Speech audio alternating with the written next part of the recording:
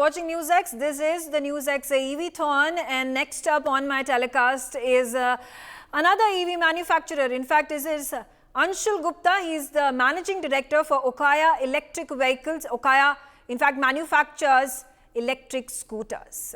Good to have you, sir, on the telecast with us. My first question about the demand of electric scooters. Has it changed? How much has it changed in the past few years?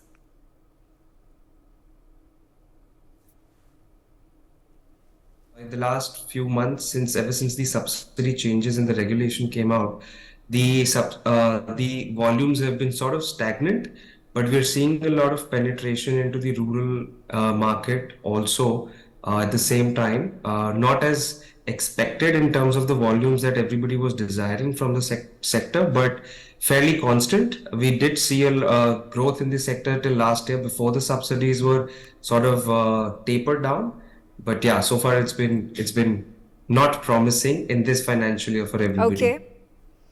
Okay. Now, another statistical question that I would like you to answer is how many electric scooters have been sold in Delhi so far? In Delhi, electric penetration has been almost 16.8% for most of all the segments put together, right? Two-wheeler has also seen a tremendous jump. But fairly to put a number to the actual figure would be a little difficult. But we do have, as a Okaya EV in the space, as a 7% market share in Delhi itself, in terms of low speed and high speed, both the two-wheeler segment. Now, Mr. Anshul Gupta, what according to you as an e-scooter manufacturer are the key reasons, or what are the impetuses for which people end up switching to electric vehicle and particularly electric scooter in your domain of things? So principally, we are seeing a lot of people shifting to electric scooter, obviously because of the economics that work out over, the cost that is saved for the end consumer. We are also seeing a lot of people migrating from, public transport onto a private transport, wherein they've saved money over time and want to get personal mobility into picture. So they're trying to switch to electric.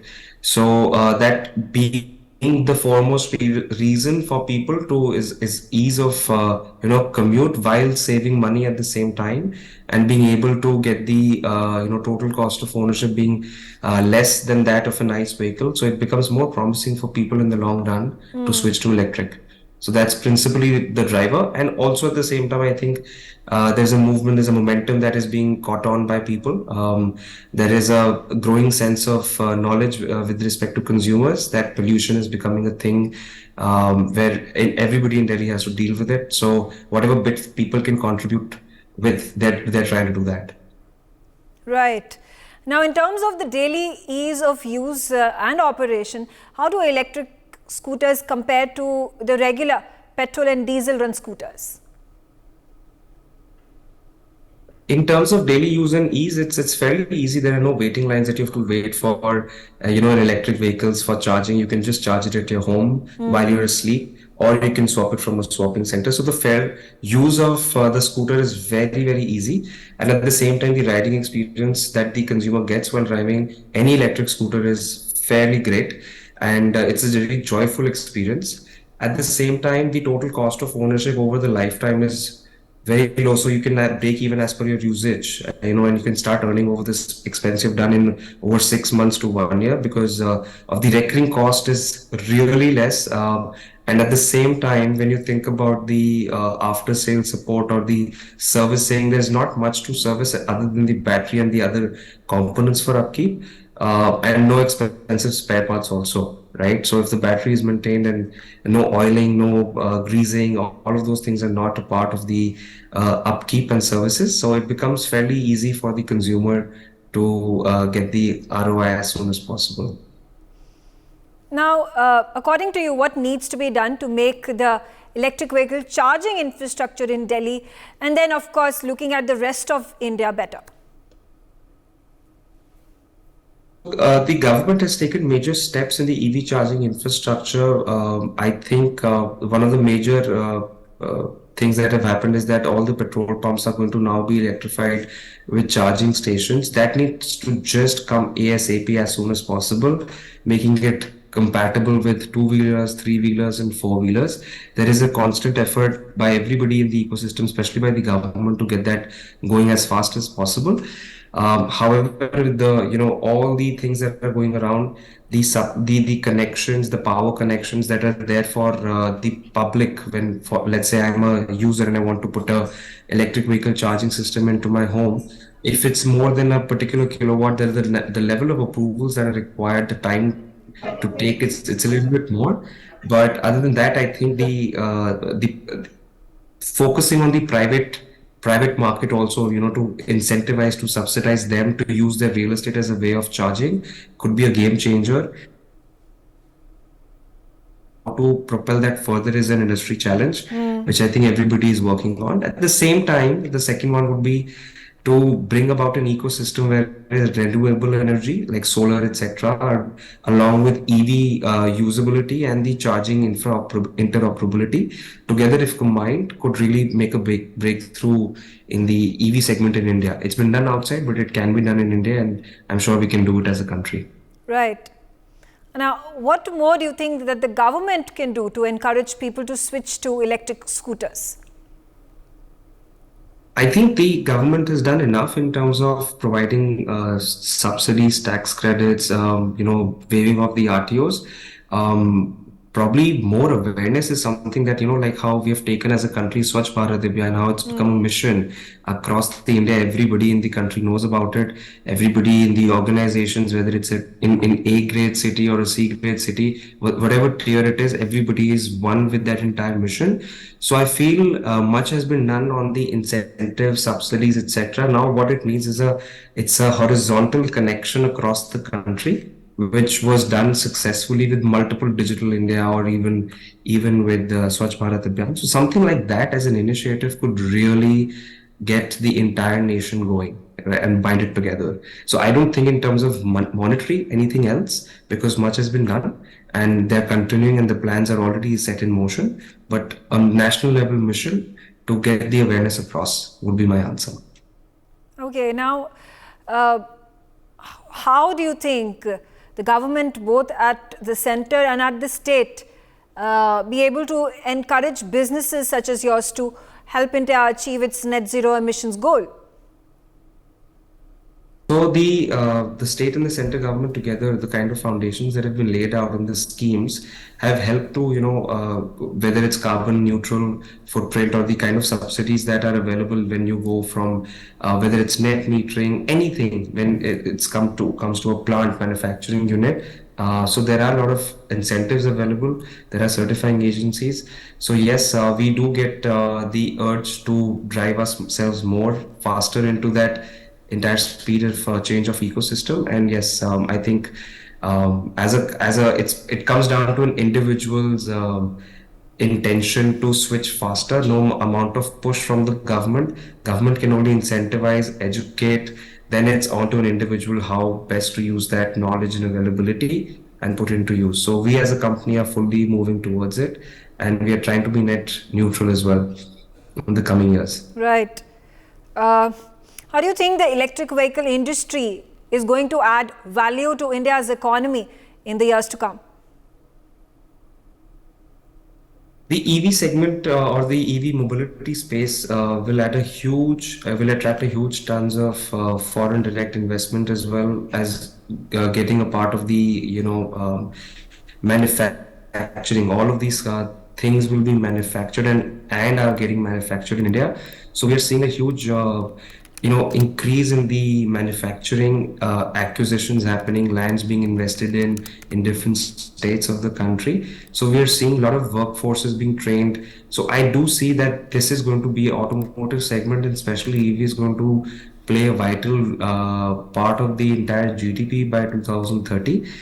As we are seeing the penetration within the different states is varied, and the push for localization is tremendous. So it automatically prompts investments from foreign companies as well as Indian companies, and helps establish a network of engineers, trainees, development centers, and also the manufacturing workforce. So I'm seeing it personally as a huge value add in the coming future, and being an important part of the GDP. Now, how can India become the electric vehicle manufacturing hub for the world?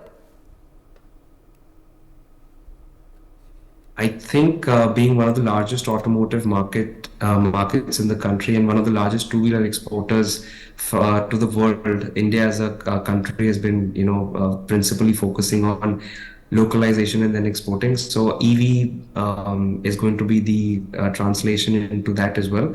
We are seeing that with mobile phones. We have seen that with solar. How India as a country has been able to export drastically with the recent deal of iPhone and Apple and Tata doing subcontractual manufacturing, also globally exporting. I think EV is also going to be a part of the India is going to be part of the EV ecosystem in a big way, and yeah, that'll be my answer for that. Okay, all right. Thank you, Mr. Anshul Gupta, joining us on the telecast, sharing his views on what the trajectory that the Delhi government and the national capital will take in transforming itself as an EV state. All right, joining me also on the telecast right now is Aanchal Jain. She is the CEO of PMI Electro Mobility Solutions Private Limited. The company manufactures electric buses. Good to have you, Aanchal, on the telecast with us. And my first question to you, what do you think are the current trends and the challenges in the electro-mobility industry? And how do you think PMI Electro-Mobility Solutions can address these challenges? Electric mobility is really the need of the hour. We've seen, the number of cars and vehicles and buses increase by many fold over the past couple of years in the electric mobility space. As a very good example of the current AQI trends we've seen in the country, especially in Delhi in the recent past, there is no two debate about that electric mobility is where the future is headed. Going about the trends, I can tell you from a PMI perspective, we sold our first electric bus in 2017, and that number has risen to currently 1,200 buses on road, which are 1,200 EV buses on the road with a steady order book of currently around 3,000.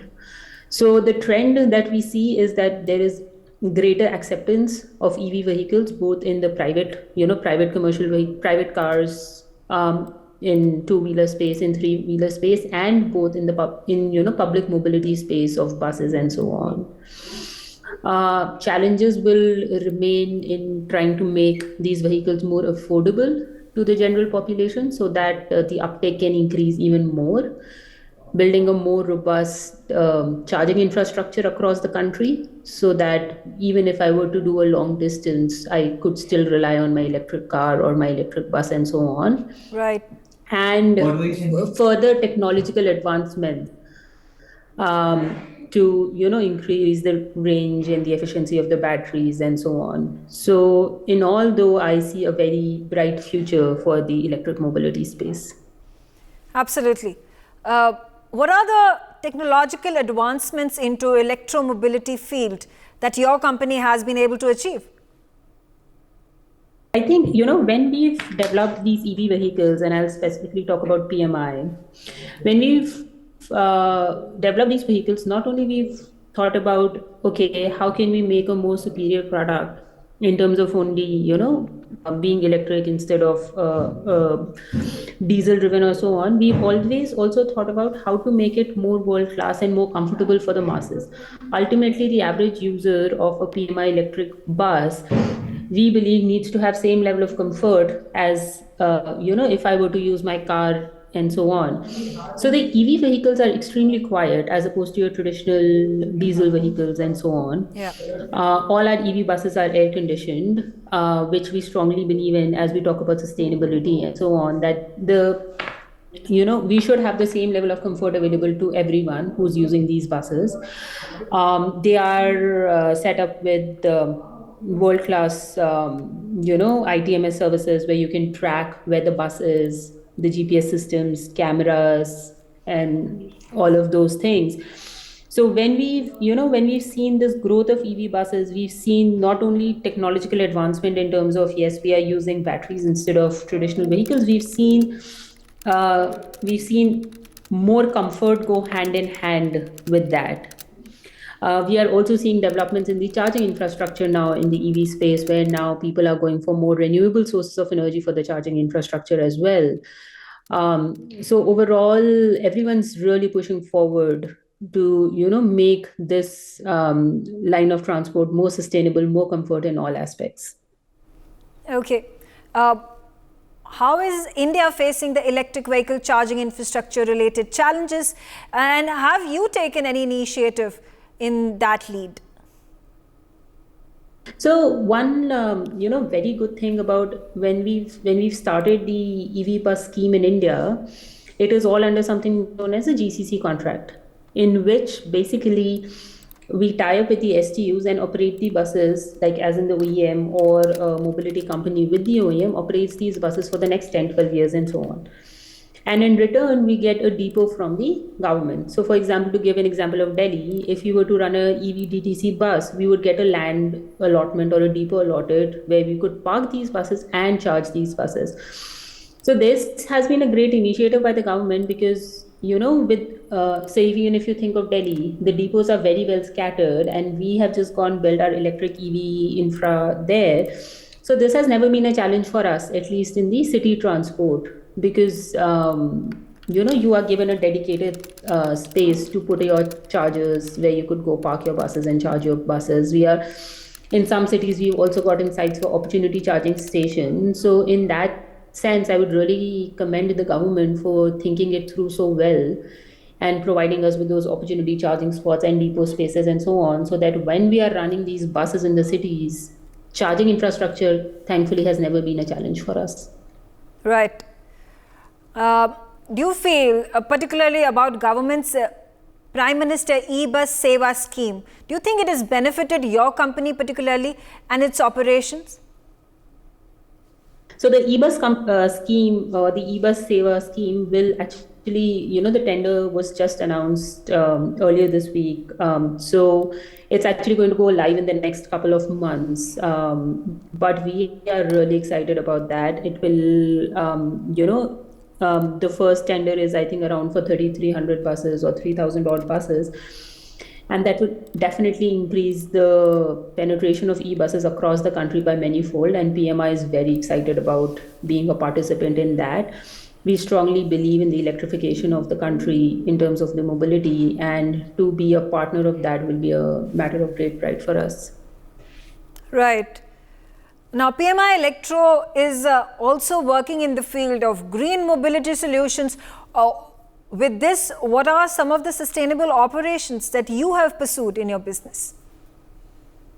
When PMI thinks of sustainability, we think through three aspects of sustainability. First is, quite evident that we are making EV buses. Currently, through our electric transportation, we've accounted for almost 7 crore green kilometers.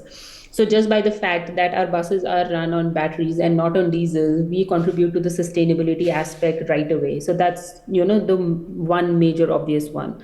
Right. The second aspect of sustainability I strongly believe in is reducing the rural-urban divide. So PMI buses run across 28 cities, which is a combination of tier 2, tier 3 cities as well. So we believe by making affordable transportation available across these different cities across the country, we've contributed to another aspect of sustainability, because sustainability is not only about, contributing to the environment in terms of going more green, but sustainability is also about providing job opportunities, about giving equal access to everyone, and so on. So I believe by increasing the availability of public transportation, we've contributed to that sustainability aspect as well. And third is, by increasing our bus operations, we've increased job opportunities. We have an all-women run battery plant. So we've also tried to reduce gender divide. So these are other aspects of sustainability that PMI believes in. And finally, Aanchal, before I let you go, what are your growth prospects? How are you planning to increase the viability of your company? So we've just, recently announced our first fundraise, which was a 250 crore that we got from Piramal Investments, Piramal Alternatives, that we are very excited about. We are extremely dedicated of this mission to electrify India and provide cleaner transport. And our growth plans will go hand in hand with the growth initiative of this country in this regard. We are very excited about the PM e-bus saver scheme and PM's vision of of the net zero emissions. And we will always keep working in our capacity and our ability to do anything we can to contribute to that mission. Right. Thank you, Aanchal, for joining us on the telecast, sharing your views and the roadmap ahead for your electric manufacturing goals. All right, also on the telecast with me is Akash Gupta right now. Akash Gupta is the co-founder and CEO of Zip Electric. Zip Electric is India's last mile delivery fleet management company and has recently delved into bringing forth electric solutions. Good to have you, Akash, on the telecast with us. And the first question, how do you feel has the demand for electric scooters changed in the past few years? So in the past few years, the demand has really rocketed. A few years back, nobody was even thinking of electric vehicles, forget, any electrification. But with a lot of things that have happened, including the government subsidy on FAME, the push from a few state governments in terms of electrification, overall the companies like logistics companies like Amazons and Zomatos of the world wanting to go ESG positive and sustainable, there's a concerted effort from all the areas to adopt electric vehicles due to these changes, right? And from that lens, also what has happened is that the ecosystem has also built up a little bit with a few new OEMs coming into the picture, better battery chemistries, being formed, safety norms being added by the government. The overall demand of electric vehicles has grown considerably, right, due to all these changes. Right. Now, how many electric scooters have been sold in Delhi so far? I think a lot of these reports are available, on public media. But what I can say is that as of now, still the total penetration of electric vehicles is less than 3%, in our country. Delhi is the only place where the rate of electrification has grown a little more than anywhere else because of, again, a lot of efforts by the central and state government together, right? I would say that state government has also put in some very special subsidy plans for adoption of electric vehicles, onboarding in terms of registration free, subsidy, mandating some of these aggregators and logistics companies to go 100% electric by 2026. So a bunch of efforts have taken place by the state governments around it, and which is why Delhi is today at the highest level. If there are 50,000 electric scooters being sold in the country, I would say around 35-40% of them are coming in Delhi, right? So there's a huge effort from Delhi government around that. Overall, if there are X number of vehicles being sold, including IC and electric, Delhi is now crossing the 5% mark in terms of all vehicles being sold as electric. What are the main reasons for commuters to switch to an electric scooter or an electric vehicle? Sure. I think there are 2-3 key factors why people are still exploring electric vehicles or not exploring electric vehicles. The one reason why people are switching to EVs is definitely the push towards sustainability, the push towards saving the world, saving climate, saving from ourselves from pollution is one of the reasons that people are wanting to do. I think that's a very small percentage though, but I think that's one of the first conversions. The second reason why people are wanting to adopt now electric vehicles are people who've done some math, right? The math of TCO. The total cost of ownership of an electric scooter especially is much better when you compare it with an IC engine scooter like an Activa or anything, right? Because the fuel cost is very high.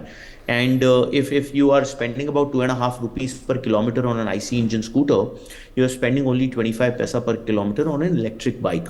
On a total cost of ownership basis, it's much lower, while the input cost on electric scooter purchase is slightly higher, right? So that is okay. The same adoption has not yet converted into cars, because the input cost on cars is very, very high, right? So if you want to buy a petrol car versus the same version of an electric car, the cost is about 40-50% higher, which is what is stopping the conversion on cars. But on two-wheelers, it's just 10-20% higher, which is what people are okay to pay. So I think that is the effort which OEMs need to make in terms of supply and scale to bring the cost parity versus the petrol cars, and then you will see a crazy inflection. Now, in terms of daily ease of use and operation, how do electric scooters compare to the regular scooters? Sure. So in terms of daily usage, one thing which is very positive about electric vehicles and scooters especially is that the maintenance issues and maintenance costs are much lower, because an electric scooter has very few moving parts versus the IC engine vehicle, which has more than 2000 moving parts, while EV has just 200 moving parts, right? So it's much easier for EV to be maintained. At the same time, EVs being new, a lot of people do not know the nuances of an electric vehicle, like what goes in a motor, what to do if a motor goes wrong, what to do if a battery is not performing to a certain level.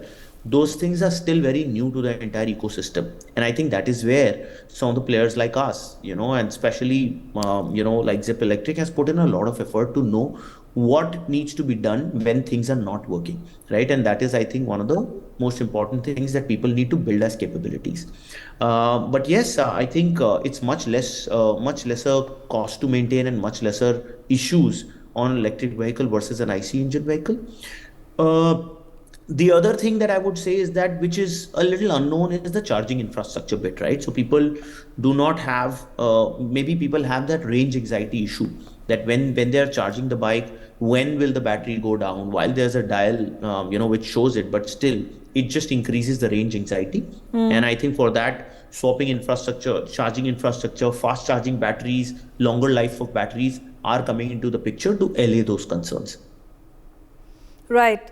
Now, what needs to be done to make EV charging infrastructure better in our city? I think definitely it's a chicken and egg problem, to be very frank, right? Once you deploy the infrastructure, should you do a lot of capex and then wait for users to come in? Or when the users come in, can you deploy the infrastructure simultaneously, right? I think the answer lies in terms of the entire ecosystem coming together, and the supply and demand going hand in hand, which will be the best scenario. But yeah, I think a lot of education also needs to be done to basically get people to move to adopt electric vehicles. Like, if there's a personal user who is wanting to ride electric vehicle, he needs to know that their typical daily run is about, let's say, 30-40 kilometers. And if a car which is electric or a scooter which is electric can run 150 or 250 kilometers, that means that they can easily ride without charge for 3 days, and then they need to charge it. So I think those nuances can come in with parts of education and confidence building, which is slowly getting picked up, and which is why we are seeing a lot of more electric vehicles being sold over the last few quarters and months. Akash, what according to you can the government do to encourage more people to switch to electric vehicles? I think the government needs to continue to do what they are doing. Like, I really hear that there's a concern whether FAME 3 would be there or not, or what will be the new FAME norm, because FAME 2 is ending by March, right? I think government has done a tremendous job in terms of scaling the entire EV ecosystem. I know there have been some bad apples and some wrongdoings, which is part of growth, right? Which happens even in startups, and any new territory that you pick up, there will be some, I would say, leakages. But now that the government has identified those leakages and plugged those holes, my suggestion and I would say a recommendation would be that if there is continuance and continuity in the current FAME norm, I think still the electrification can pick up in a very, very sharp phase. And today, when we are beating around the bush, when it comes to pollution and climate change, and we have no answers to it, we should definitely have a very, very strong path towards electrification from both central, and a lot of state governments need to join in the bandwagon. I think those are the things that I would want government to pick up very, very strongly, rather than, taking a call on EVs too early. Right.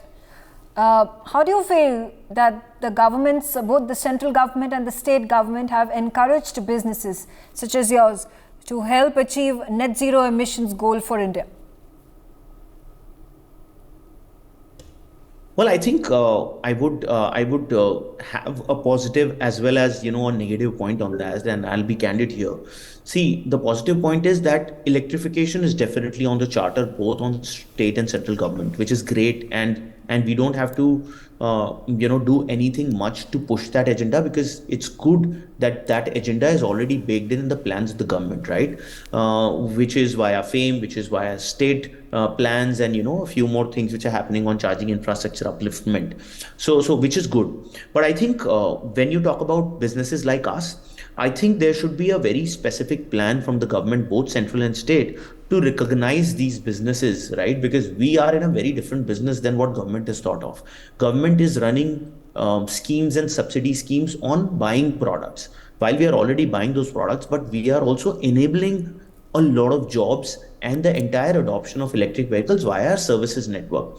So to recognize this service as a specific revenue stream, right, and then doing plans around this logistics service or battery swapping as a service or leasing as a service, to call them as a special business and create new GST norms around it, new policy structures or subsidies or usage level incentives around it, would be a great step in the right direction. Because I am of a very clear view that for EVs to grow bigger, electrification needs to be picked up by fleet operators like us. Otherwise, it's a very, very slow moving arm, and globally it has not picked up because players like us do not exist anywhere, right? We are the largest EV fleet operator today in the country with a fleet of 17,000 EVs. Our plan is to deploy 100,000, 200,000 EVs. And for that, and so many jobs can be created because of the business models that we. So government has to recognize this and create policies around such business models.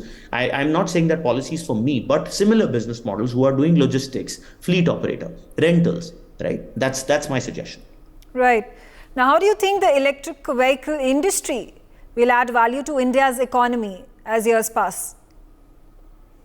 Well, I think from that lens, we just recently heard that now government has almost allowed Tesla to enter India, with a very specific plan that Tesla will be setting up a manufacturing facility also in times to come, right? I think that's a very good welcome move.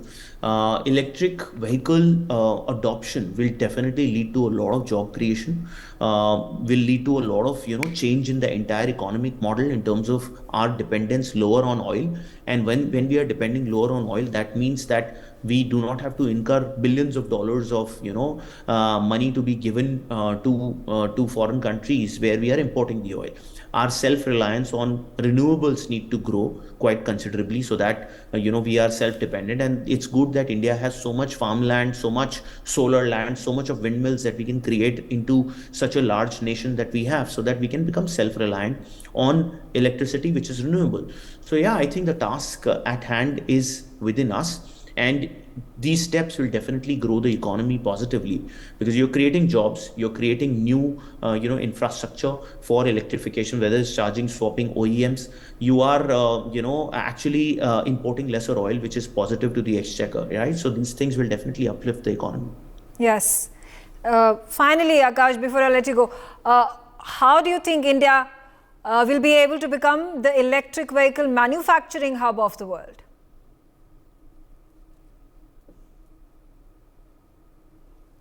I think India has now become the center, of attention when it comes to manufacturing. India is playing the China 2 card because of China being a little closed and India being a lot more open, and allowing so many companies to enter and manufacture. Special example is Apple. Apple setting up a plant in India, and now sold over 1 lakh Apple phones via India during the recent Diwali season, which is a great step in the right direction, right? So yeah, I think from manufacturing point of view, India is now getting open, and the latest example is of Tesla, which I just quoted. Allowing them to enter India without setting up a manufacturing facility, and then with a future forward path of setting up manufacturing, is a great step in the right direction. Let them test out the market, let them sell some cars, let the adoption happen, and let's indigenize. It's very good to see that India is also only subsidizing the vehicles which are 100% indigenized, which is again a make in India contribution, and which will grow the entire OEM ecosystem within India, because FAME is allowed only on 100% indigenization.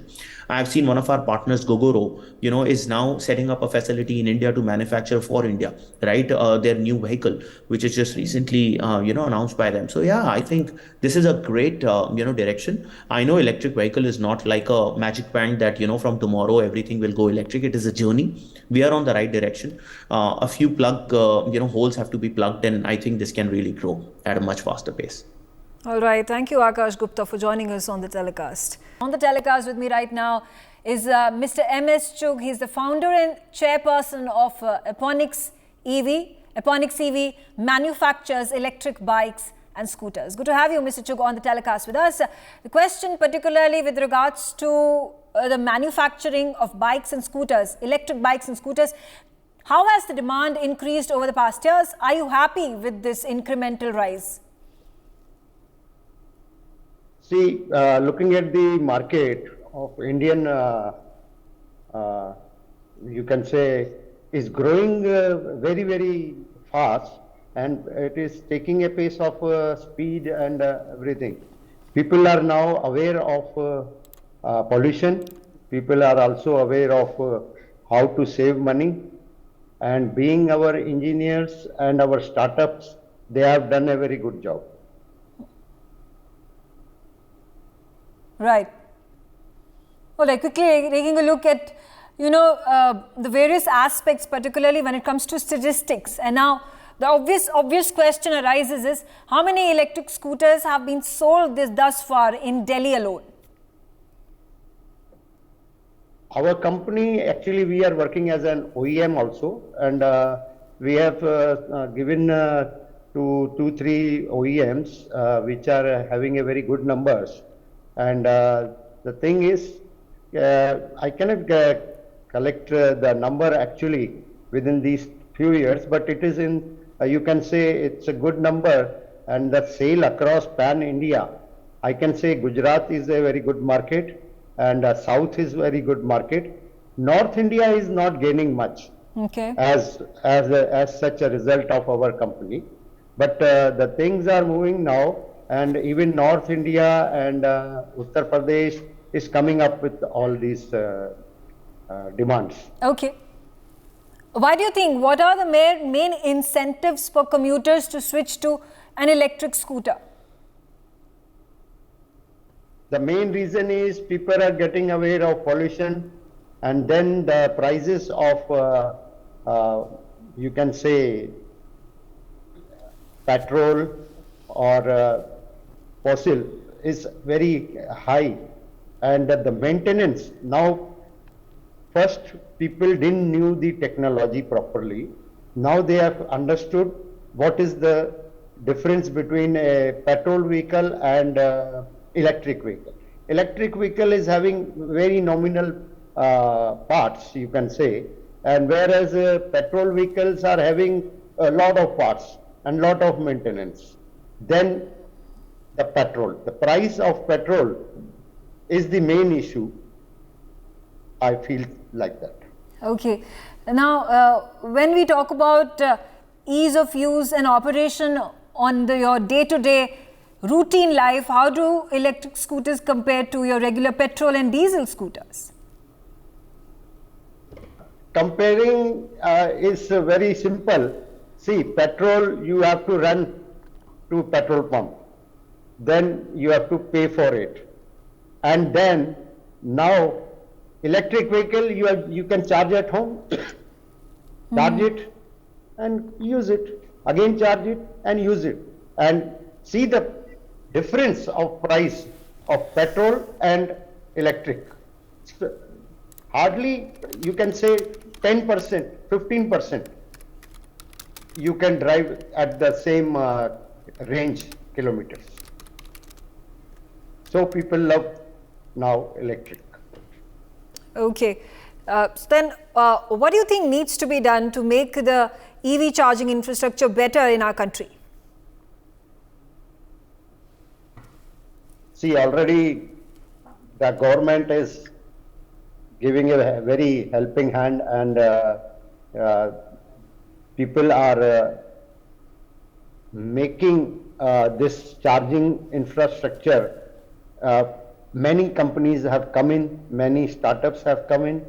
Even the government is giving full support to all of them, and within a span of, I think, 6 to 8 months, or maybe 1 year, I think you will find charging stations everywhere.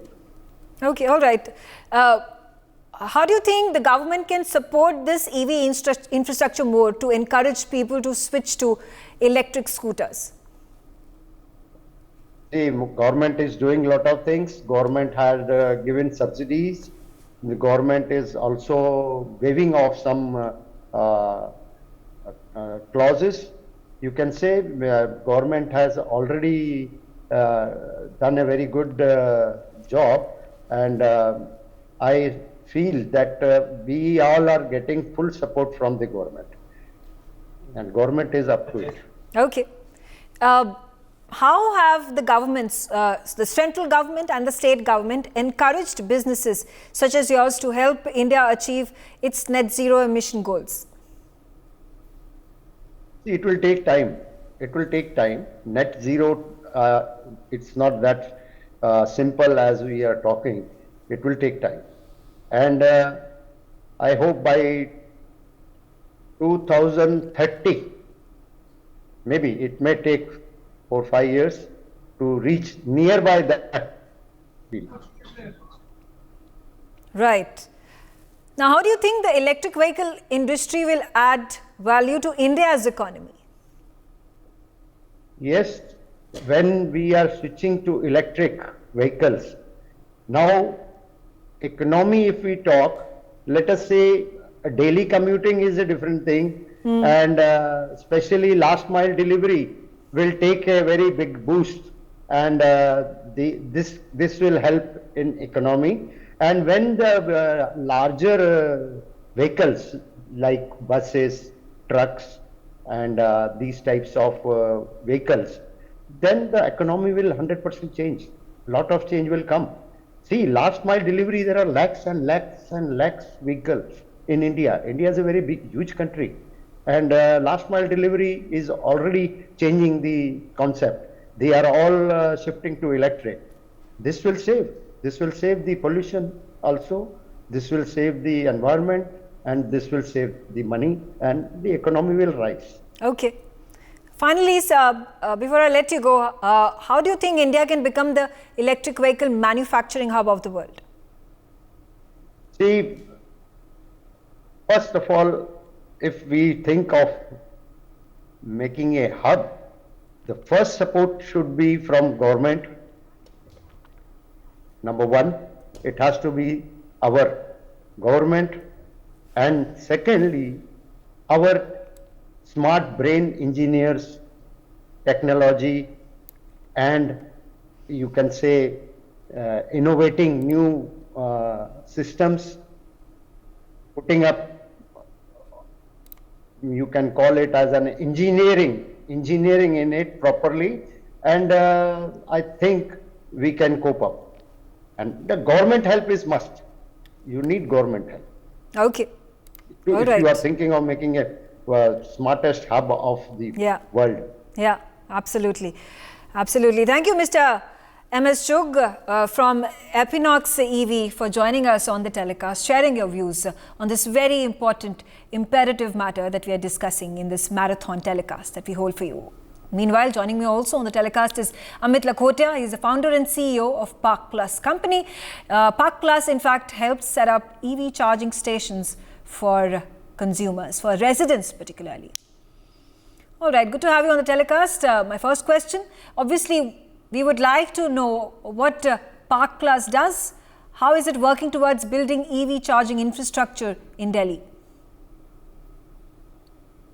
So I think a lot of work over a period of last 12 months have happened on the EV infra part in Delhi NCR.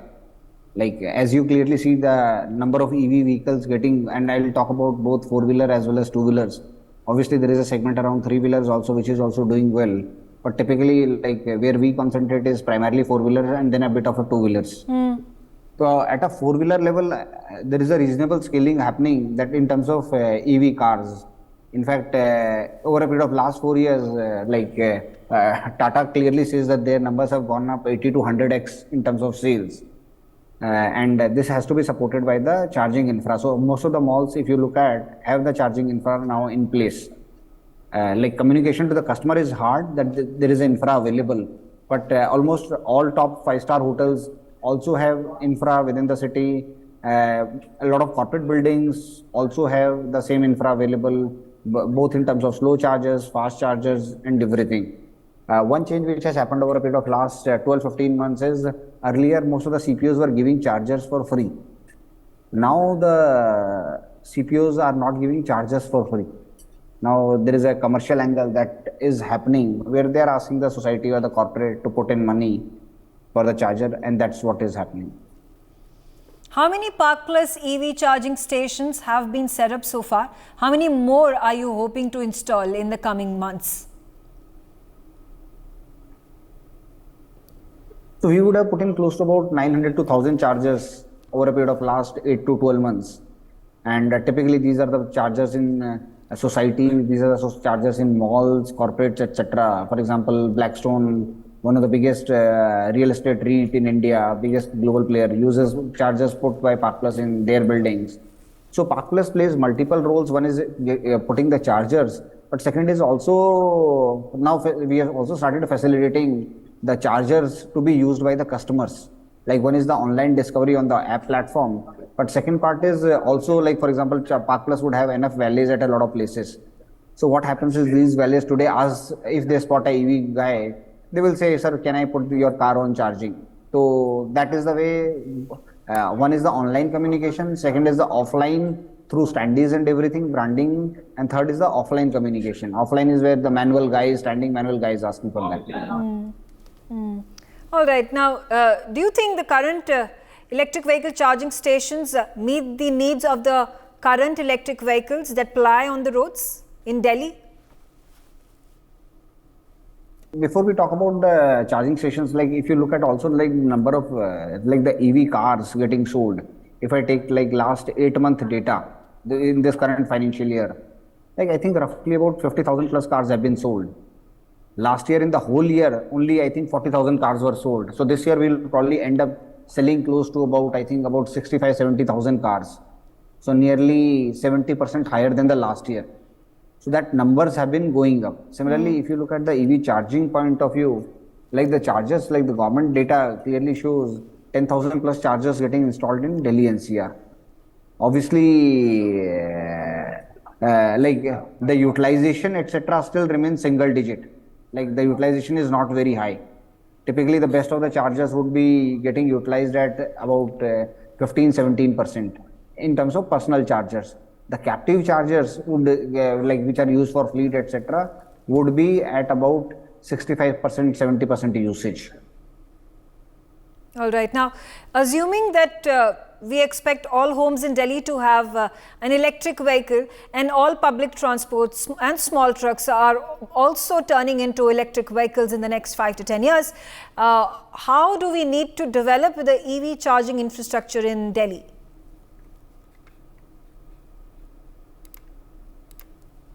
So I think the important thing is obviously how to create a shared infra, because so far whatever the charging points are being put in, like a significant part of them, for example, when you buy a Tata car, they'll give you a charger. If you buy a MG car, they'll give you a charger. So that's an individual charger.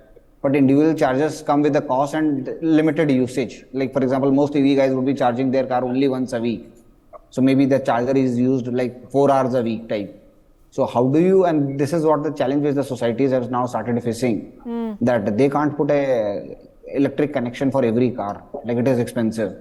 So I think the first important thing is like how do you create a shared public infra. And for a lot of people, like for example, if you stay on a second floor in a independent floor, like there is no way you can put a charger on the ground floor. मतलब वो होगा नहीं. So what we'll have to do is create a shared infra. और जब तक वो shared infra नहीं बनेगा and उसकी guidelines and उस पे education, most people try to get independent chargers and that मतलब from a capex point of view, from expense point of view and from utilization point of view, they are fairly limited. Okay. तो जो बनाना पड़ेगा वो primarily ये बनाना पड़ेगा कि जो बनाना पड़ेगा वो उस तरह से बनाना पड़ेगा कि भाई वो शेयर्ड इंफ्रा कैसे बनेगा, उसकी विजिबिलिटी कैसे होगी, उसकी चार्जिंग कैसे होगी, उसकी प्राइसिंग कैसे होगी, and how to make sure that that is getting used. Okay. Also, then a crucial question arises is Delhi's EV charging infrastructure, how is it, taking forward in its goal to encourage more citizens to switch to electric vehicles? No, charging infra is fairly high because if you look at like the EV cars have started coming in the right budgets now. Like a couple of years back, most of the EV cars were 20 lakh plus. Now you have EV cars which are 10 lakh, around 10 lakh budget kind of a thing. So at least for the people who want to experiment with EV, like the cars are now available in the budget. So I don't think so car availability is the issue. What is the bigger issue is that confidence level in the people, that discovery of chargers is easier, and like if I take the car out, like it's the same problem which CNG guys used to face like 20 years, 10 years back. Like if I take a car to Chandigarh, like would I get enough charging on the way? Yes. And if there is only one CNG pump or two CNG pumps on the way, and if they are closed, and that prevented a lot of people to buy CNG.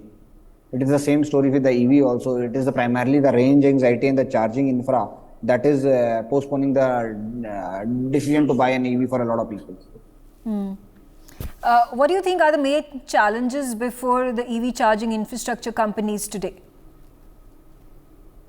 It's a chicken and egg. Like biggest problem for them is the utilization part. Like you have put in infra, like there is a cost to putting an infra, and if that infra is not getting used, like you can't recover the money. So like like the way the EV technology is changing, like the hardware which is getting put right now, in next 2-3 years, it will require a serious upgrade. Like a guy in 2027-28 will not be able to charge using the same infra because the same infra will become outdated by that time.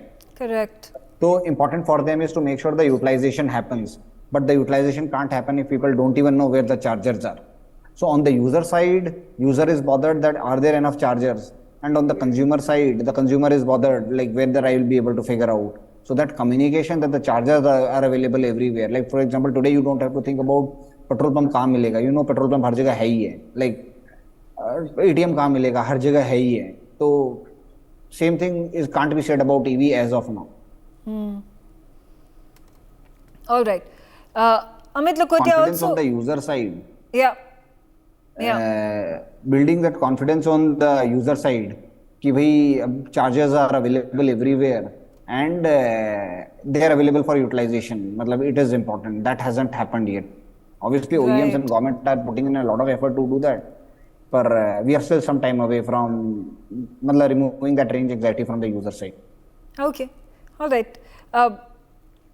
Mr. Lakhotia, then do you think the governments, both at the central level as well as the state level, have done enough to encourage people across the country and particularly in the capital to switch to electric vehicles?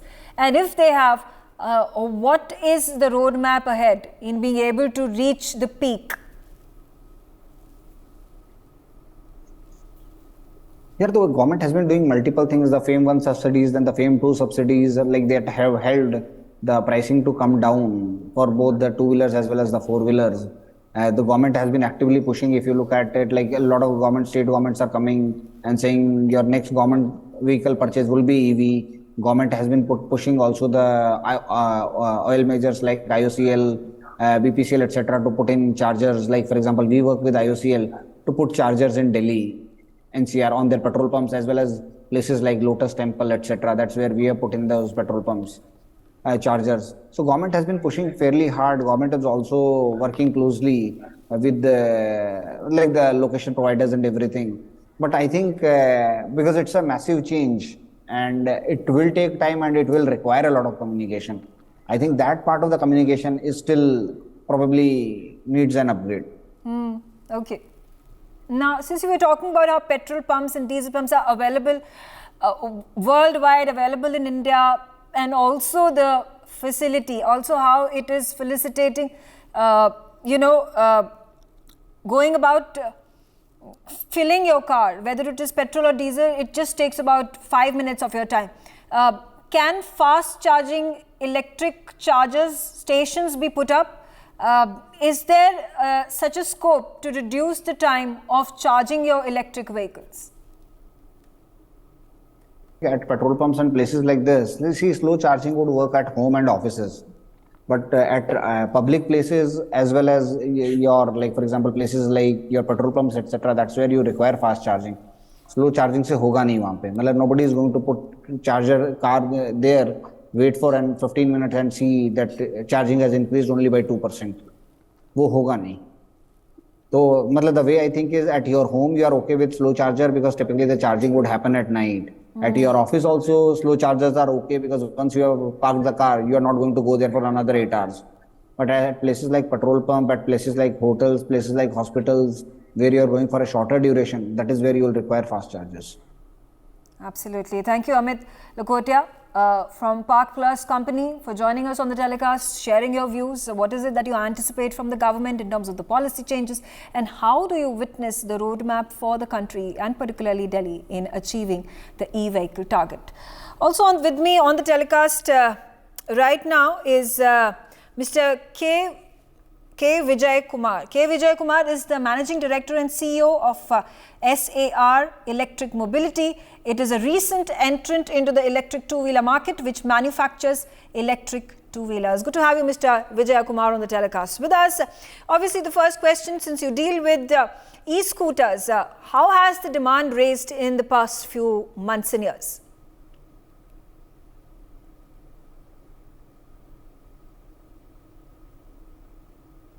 So in the past few years, I would say the electric scooter demand in India has been very buoyant. The consumers have started acknowledging the fact in terms of the benefit of electric scooter is giving to them commercially, as well as the change which it affects into the overall environment and the benefit it gets in. So the industry has been growing. So the segment share of scooters, electric scooters, in the scooter category overall with petrol has grown from 5.66% all the way up to 10% in the last couple of years. And I think it is hovering around 10 to 12% now for the scooter segment share in India. Mr. Vijay, would like to also understand from you in terms of statistics, how many electric scooters have been sold in Delhi so far?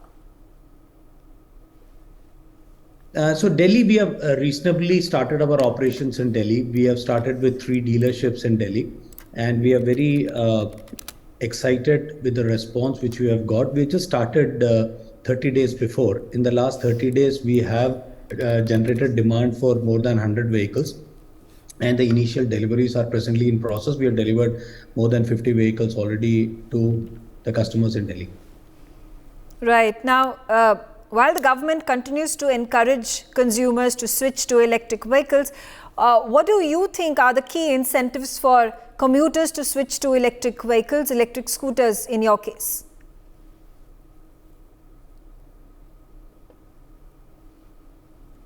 That's a very interesting question.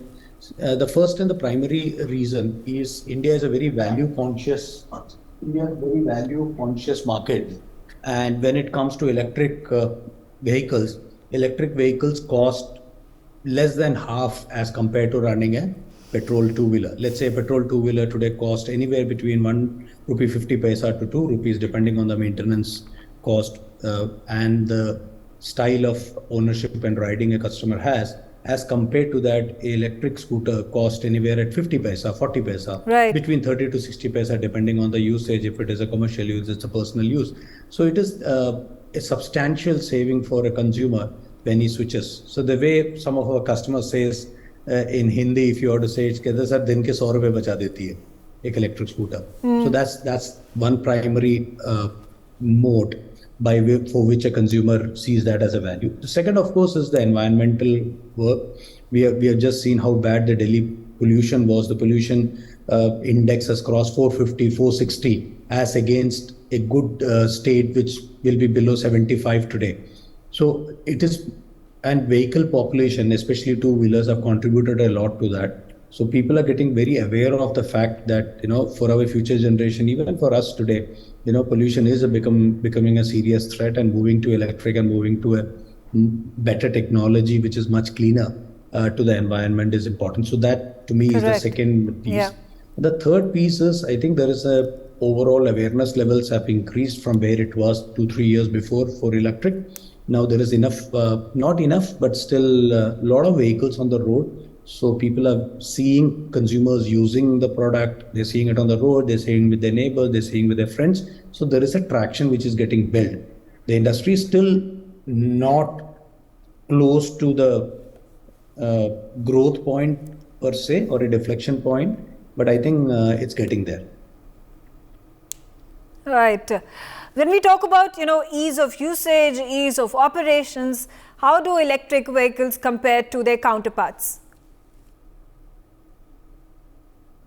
So the first thing, of course, is the lightweight, weightedness, and style and the overall design, because most of the electric scooters are newly designed as compared to petrol scooters, which has been designed quite. I mean, they've been around for the last 30-40 years, so it's much more consumer friendly. It's customer friendly from an digitization standpoint. Most of the electric scooters, let's say if you take LXS, the new product which we have launched, it is very much digitally connected. So you can see how much of battery is left in your vehicle, how much of distance it can go, where the vehicle is parked. These vehicles cannot be stolen because it's like on your app. Let's say today you do a Swiggy, Zomato, or an Uber, you can exactly see where the vehicle is, right, when it is coming to you. The same way, electric vehicle, any of the well-designed electric vehicles, you can actually see where it is. So there are a lot of benefit which a consumer has from a usage standpoint, which is not available with a petrol scooter. So one of our customers wanted to go on a holiday to Lucknow. He can actually switch off and he can see sitting in Lucknow, where is that vehicle exactly parked in his Vasant Vihar house. Correct. And he can ring fence it, that beyond 500 meters, that vehicle nobody can even carry. It will not start. So there are a lot of functional benefits which has been built into an electric scooter, which was not there in the petrol vehicle. Then the third thing, of course, is the hazard of going to a petrol pump, standing in that queue, filling it up. This you can charge it at your home. You don't have to even go out at all. You just plug it in, and morning you have a vehicle ready to go. And tomorrow you will have swap solutions where you can use batteries, and the swapping you can do it as 1/3 of the time invested in for petrol. So overall, it's a very convenient thing to do. It is much more connected. It's much more safe. It saves you money. It saves you time, and you know exactly what you're doing with that product. So I think these are the couple of reasons why people are switching to electric. Okay, now obviously the very logical next step is going to be improving our EV infrastructure. How can private players and the government come together to move in that direction? I would say, see, the EV charging infrastructure, what are the primary drivers which will be required? First is deep penetration. So it has to mirror the representation or visibility of an Indian oil petrol pump today, which is a substantial task. For a petrol pump, it has taken 50 years for it to reach the penetrations where it is today. So whether with the government, with the private companies, with the OEMs, with charging infrastructure organizations, we need to build a penetration which will mirror or better a petrol availability in any given city, state, taluka, district. So that's point number one, which is the penetration, which is one of the pain points where a consumer is afraid or worried that he has to go extra distance to get to a petrol pump, get to a charging station.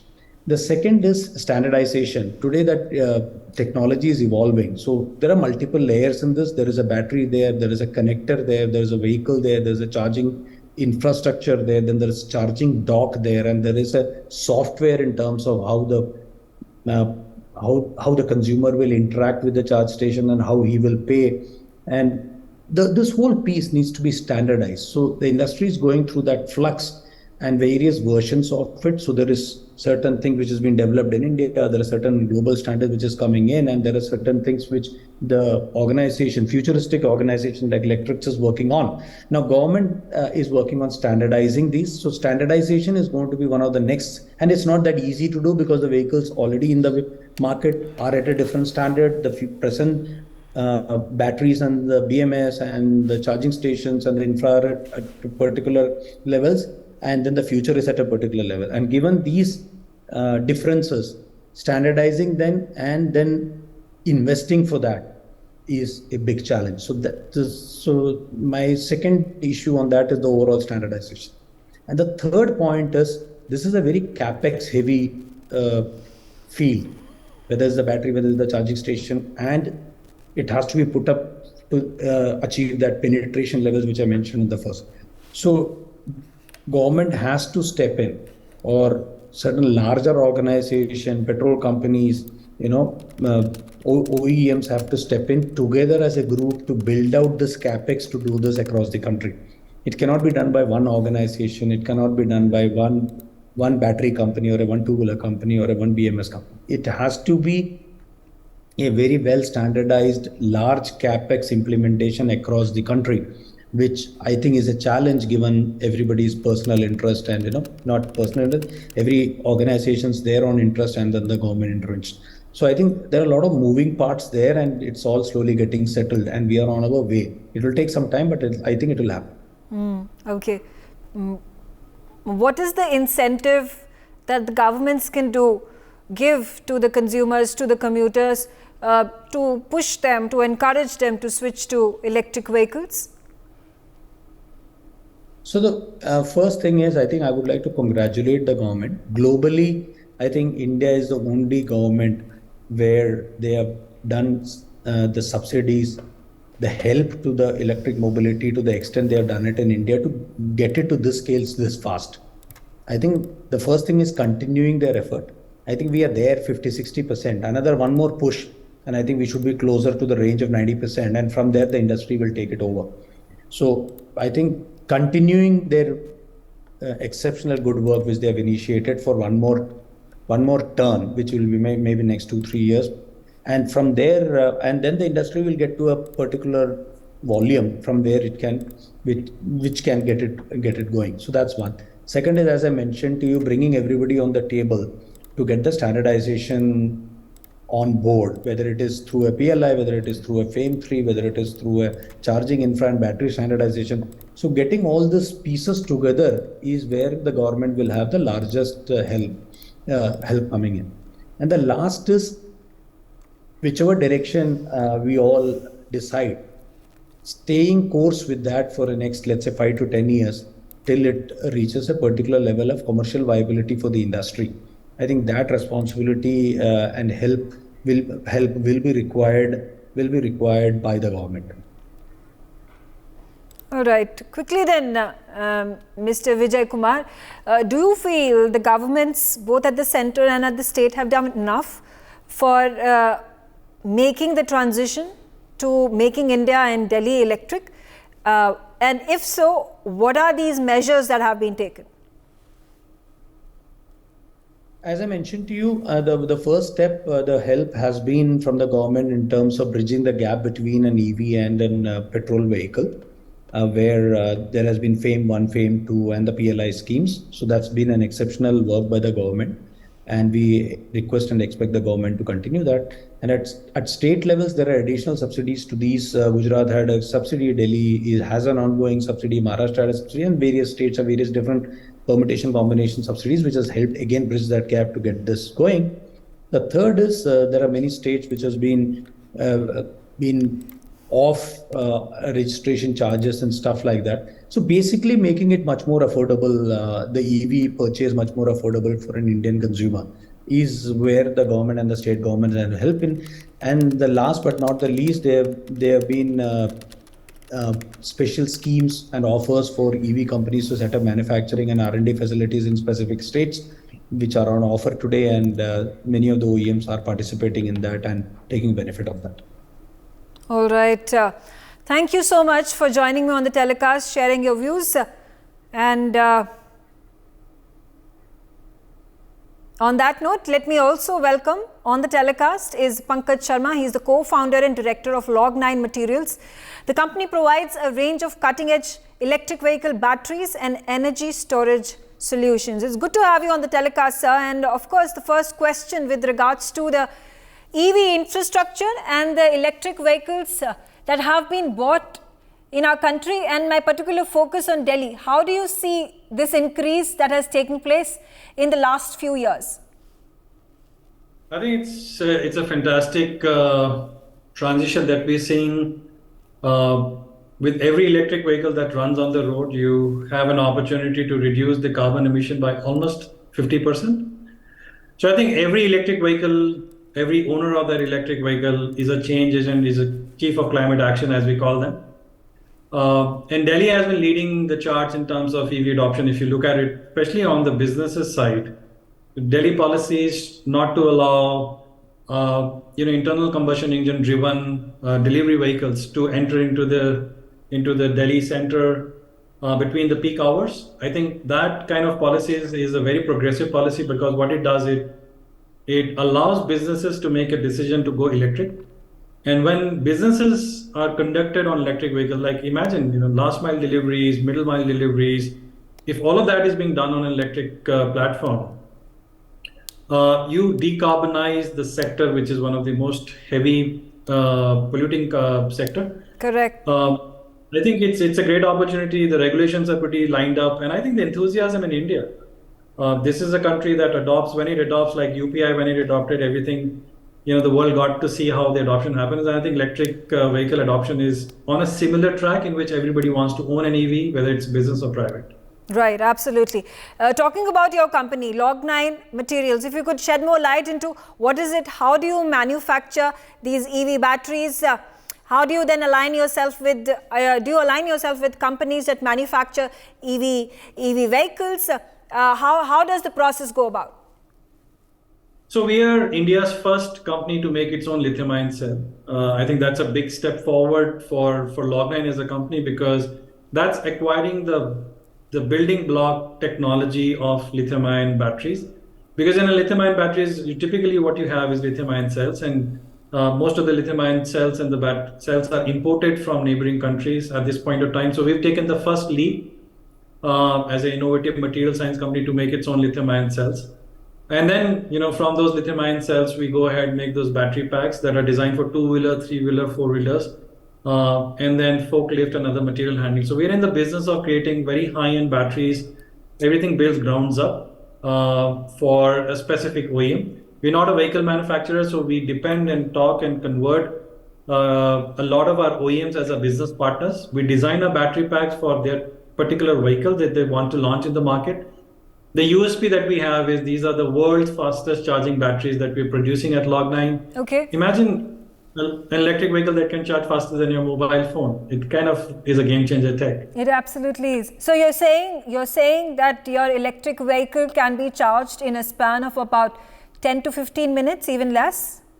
Yeah, absolutely. I mean, our two-wheelers are getting fully charged in 12 minutes. Our three-wheelers are getting charged in 30 to 35 minutes.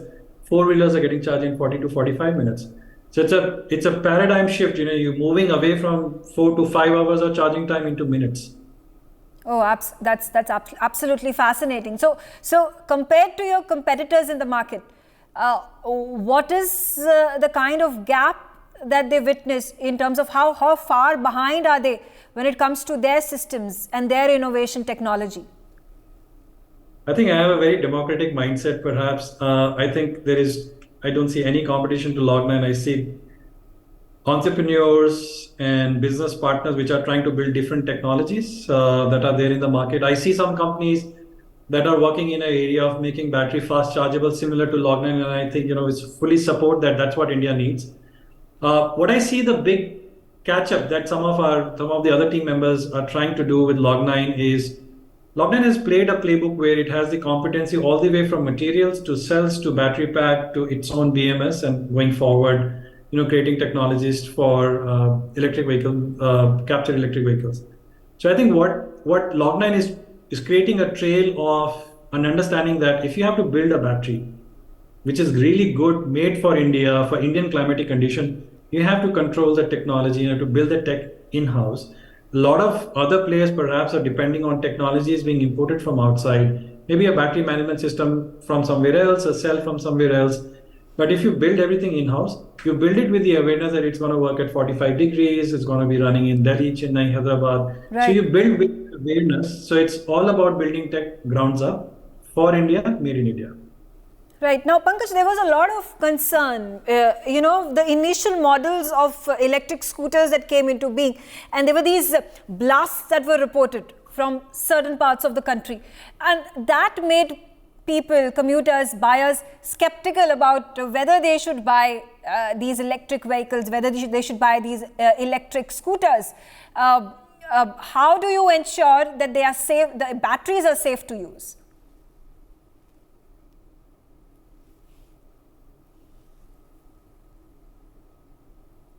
Pankaj, if you're able to hear me. Now I can hear you. I lost you last 10 seconds. Again, the question being that in the past there have been these incidents where, there have been explosions, there have been blasts that have been reported for electric scooters particularly. How do you ensure these electric batteries are safe to use? I think electric vehicle batteries are quite safe. Unfortunately, those incidents happen. But as they say, feedback is the breakfast of champions, and entrepreneurs are all hungry to get the feedback. It was an unfortunate feedback, but what has happened post those EV fires is that the government of India came up with a safety certification that is required when you're building a battery called AS156 certification. Okay. And in that certification, safety is coded first. So when you are building a battery pack, you have to take certain safety measures so that even in a worst case scenario, the battery will not catch fire, or there'll be alert systems and there'll be fire suppression systems built into those batteries. So kudos to the government of India. They came out with a certification and it's mandated, and every battery that goes out in a two-wheeler or three-wheeler or a four-wheeler has to comply with the safety standard. So I think we've got to act together. Understanding that India is a hot climatic condition and things can go into thermal runaway fast, that certification is godsend, and I don't think EVs are any more unsafe. They are as safe as your ICE engine, or maybe better. Okay. Pankaj, quickly before I let you go, how has the government been contributory and helpful by way of policy making for battery makers such as your company? I think the government has taken some very good preemptive steps. So step one that they did was they were able to bring the FAME subsidy so that they brought the cost down to acquire an electric vehicle. That was part one. Then they came up with another incentive which is called the PLI, so promoting Indian companies to produce its own lithium-ion cells, and the government can do a production-linked incentive for those companies. So that's part two.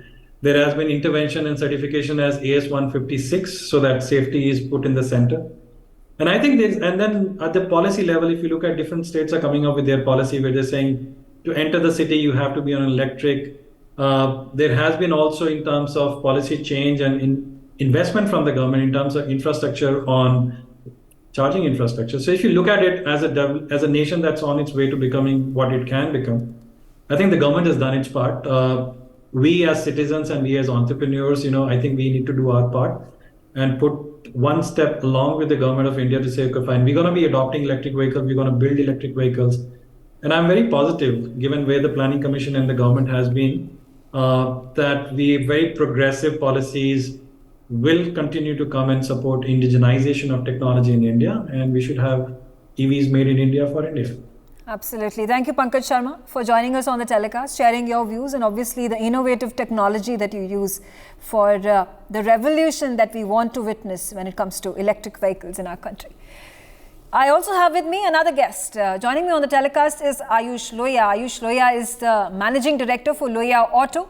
Lohia Auto manufactures high-speed electric scooters and e-rickshaws. It's good to have you, Mr. Lohia, on the telecast with us.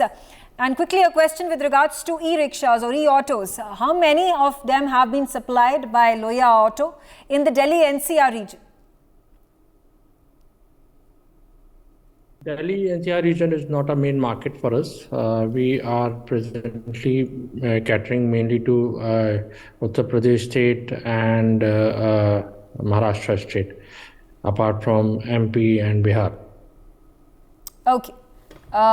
What is the cost of the electric autos and what is the difference compared to the diesel or CNG run auto rickshaws? Here we are talking about electric vehicles, so definitely electric vehicles don't have gasoline engine. It does not need petrol or diesel. It runs on battery, and instead of engine we have motor and other drive system which drives the vehicle. Now, sir, have you also noticed that there has been an uptick in your sales of e-autos in the recent years? So yes, there has been change and there has been positive change in the number of vehicles which we sold, and that is purely because of the industry is shifting from gasoline vehicle to electric vehicle. And as every big player in the market, whether Piaggio, Mahindra or Bajaj is concerned, they have also entered. Definitely the market will shift from gasoline vehicle to electric vehicle. Now, what do you think are the challenges in the sale of electric autos? Are people, are buyers coming forth? Are they encouraged? Are they enthused about buying electric autos? So still there has this industry, electric vehicle industry is on a growing stage. We have seen good growth in past few years. We definitely request, or we have 2 to 3 major challenges what we face in this sector. Still electric vehicle is not being treated as a priority lending sector, and in electric vehicle, especially e-autos, we are talking about the lowest people in the pyramid, like drivers who want to own and drive the vehicle, which give them confidence and self-reliance. So it should come under priority lending, and we definitely expect from government for a long-term policy where they specify what kind of changes they expect in the vehicle or future, how they anticipate to make any changes in the policy matters. So if we can have long-term plan from the government for next 5 years or 3 years, what has happened in the past with gasoline vehicle, then it could give us some more clarity how to plan our business in next 4 to 5 years. Right. Mr. Lohia, it was a challenging task for the governments, particularly the Delhi government, where there was a CNG revolution. It was difficult to convert the auto rickshaw drivers to switch to CNG. Do you also anticipate such resistance when it comes to switching from CNG now to e-rickshaws? So if you see, the electric three-wheelers are the primary area which has seen traction in electric vehicle industry in India. And then we have seen traction in two-wheeler segment. If you see in three-wheeler segment, there's a category known as e-rickshaws. In this, there's no subsidy, and this vehicle is having traction and numbers on Indian roads. We can see everywhere in North India electric vehicle e-rickshaw presence, and this sector has not been under any subsidy or benefit from the government, but is still growing. So if you see, three-wheeler will be in future also the first segment which will transition to 100% electric segment in a complete automotive in India. All right. Thank you, Mr. Ayush Lohia of Lohia Auto, for joining us on the telecast. Right, there you had it from the stakeholders, from the horse's mouth, the manufacturers, the charging station and the battery operators, manufacturers, producers, all coming together, giving us an overview of how electric vehicle revolution can take solid form to allow for Delhi and then the rest of the country to become electric. Thanks for watching NewsX EVthon. And I hope we are able to make a difference. This is an initiative, also a campaign to push the government and their policies to allow for sooner transformation in terms of policies, in terms of encouragement, in terms of incentives that need to be provided to the public to push them towards the EV revolution. Thanks for watching. For more such videos, subscribe to the NewsX YouTube channel, hit the bell icon.